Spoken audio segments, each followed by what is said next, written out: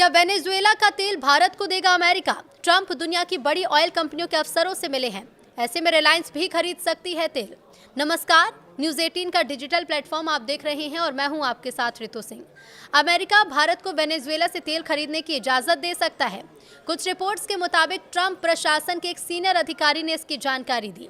अधिकारी के मुताबिक ये सब अमेरिका की निगरानी और शर्तों के साथ होगा। हालांकि इससे जुड़ी शर्तें क्या हैं, इसकी जानकारी फिलहाल नहीं मिल पाई है। इसका मतलब यह है कि अमेरिका के प्रतिबंधों की वजह से जो व्यापार रुका था वह फिर से शुरू हो सकता है। कुछ रिपोर्ट्स के मुताबिक रिलायंस भी चाहती है कि अमेरिका उसे वेनेजुएला का तेल खरीदने की इजाजत दे। दूसरी ओर ट्रंप ने शुक्रवार को व्हाइट हाउस में दुनिया की बड़ी तेल कंपनियों के शीर्ष अधिकारियों से मुलाकात की। यहां उन्होंने वेनेजुएला के तेल क्षेत्र में करीब 9 लाख करोड़ रुपए के निवेश की बात भी कही।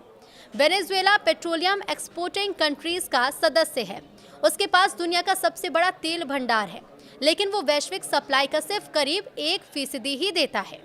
अमेरिका ने 2019 में वेनेजुएला पर बहुत कड़े आर्थिक प्रतिबंध लगा दिए थे। अमेरिका ने सेकेंडरी सेक्शंस भी लगा दिए, यानी जो भी देश या कंपनी वेनेजुएला से तेल खरीदती है उसे अमेरिकी बाजार में व्यापार करने और बैंकिंग सुविधाओं से रोक दिया जाता था। इस वजह से कई देशों ने वेनेजुएला का तेल खरीदना बंद कर दिया। भारत भी वेनेजुएला से बहुत ज़्यादा तेल खरीदता था।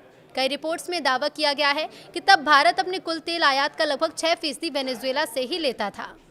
अगर भारत को फिर से वेनेजुएला के तेल खरीदने की अनुमति मिल जाती है तो उससे अलग अलग देशों से तेल मंगाने का एक और विकल्प मिलेगा। इससे भारत की बढ़ती ऊर्जा जरूरतों को पूरा करने में मदद मिलेगी।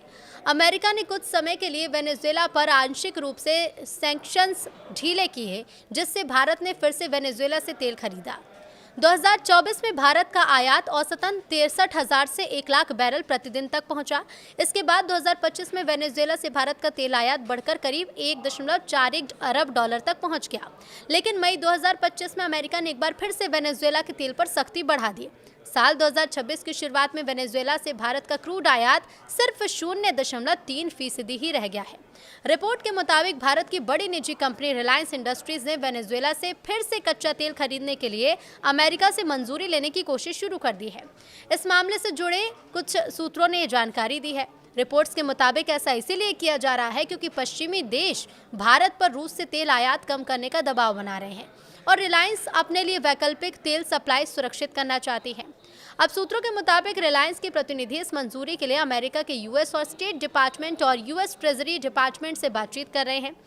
रिलायंस ने पहले भी अमेरिका से लाइसेंस लेकर वेनेजुएला से तेल खरीदा था। कंपनी के पास दुनिया का सबसे बड़ा रिफाइनरी कॉम्प्लेक्स है। ये गुजरात में स्थित है और इसकी कुल क्षमता लगभग 14 लाख बैरल प्रतिदिन है। 2025 के पहले 4 महीनों में वेनेजुएला की कंपनी ने रिलायंस को 4 जहाज़ों से तेल भेजा था, जो रोजाना करीब 63,000 बैरल के बराबर था। मार्च-अप्रैल 2025 में अमेरिका ने ज़्यादातर लाइसेंस सस्पेंड किए और वेनेजुएला से तेल खरीदने वाले देशों पर टैरिफ की धमकी दी। मई 2025 में रिलायंस का आखिरी वेनेजुएला तेल का जहाज भारत पहुंचा था। गुरुवार को कंपनी की तरफ से कहा गया कि अमेरिकी नियमों के तहत गैर अमेरिकी खरीदारों को वेनेजुएला से तेल बेचने की इजाज़त मिलती है तो वो दोबारा खरीद पर विचार करेंगे।